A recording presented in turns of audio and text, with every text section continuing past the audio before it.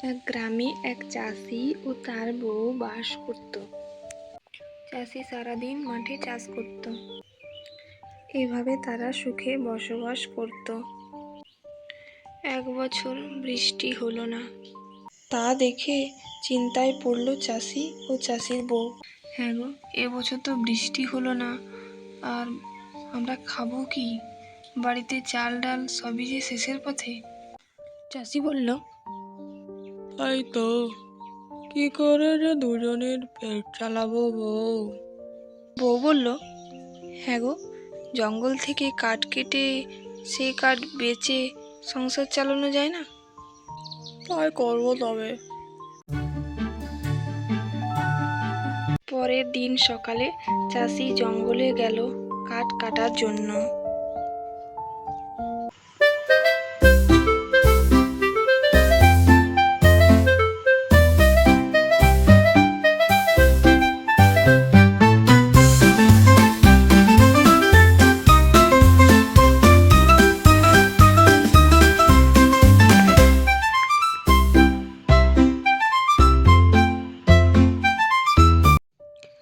জঙ্গলে গিয়ে চাষি কাঠ কাটছিল।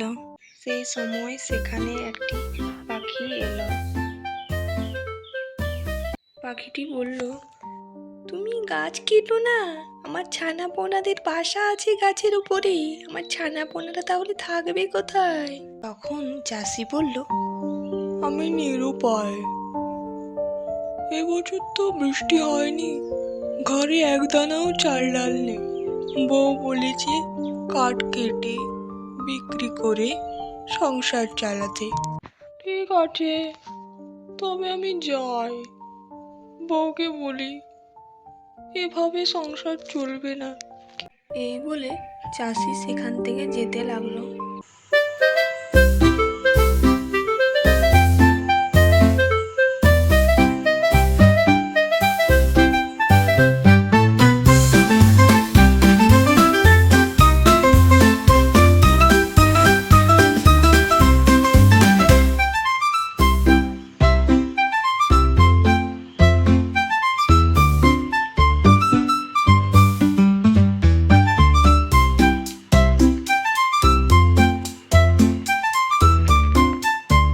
চাষি বাড়ি ফিরে এলো। বউ তখন ঝাড় দিচ্ছিল। চাষিকে দেখে বউ বলল, হ্যাঁ গো, তুমি খালি হাতে এলে যে, কাঠ কোথায়? চাষি বলল, কি আর বলবো বউ, আমার কপালটাই খারাপ।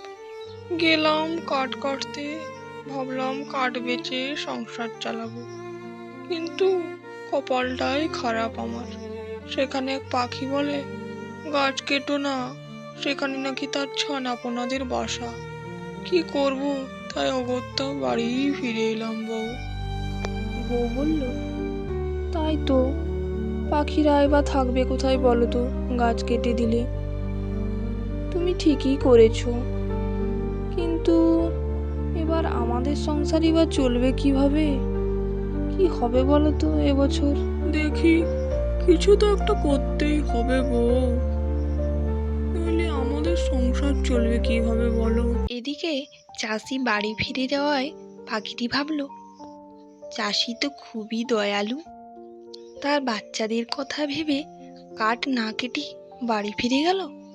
চাষির সংসারই বা চলবে কিভাবে এখন? তাহলে তো আমাকে কিছু একটা করতেই হবে চাষির জন্য।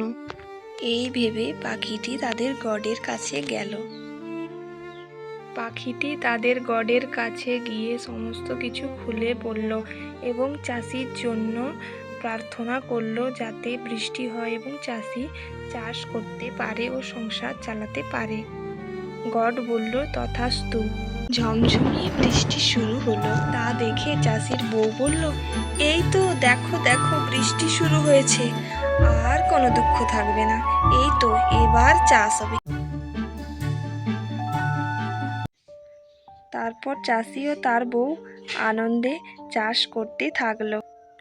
এভাবে চাষি ও তার বউ সুখে বসবাস করতে লাগলো।